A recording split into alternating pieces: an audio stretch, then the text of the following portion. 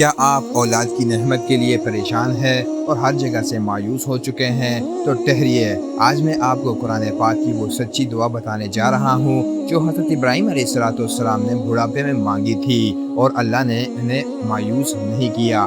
صرف 15 سیکنڈ کا یہ وظیفہ آپ کی زندگی بدل سکتا ہے۔ آئیے جانتے ہیں۔ حضرت ابراہیم علیہ السلام کی دعا، انہوں نے بڑھاپے میں یہ دعا مانگی، اللہ نے انہیں مایوس نہیں کیا اور انہیں نیک بیٹا عطا فرمایا۔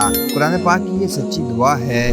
دعا کے الفاظ یہ ہے، ربی حب لی من الصالحین، اس کا ترجمہ بہت خوبصورت ہے، اے میرے رب مجھے نیک اولاد عطا فرما۔ اس دعا کو ہر نماز کے بعد پڑھیے، اول و آخر درود شریف لازمی پڑھیے، پورے یقین کے ساتھ دعا مانگے، مایوسی کو دل سے نکال دیں۔ اللہ ہر چیز پر قادر ہے، وہ سب کی فریاد سنتا ہے۔ اللہ آپ کی گود ہری کرے۔ کمنٹ میں آمین لازمی لکھیں۔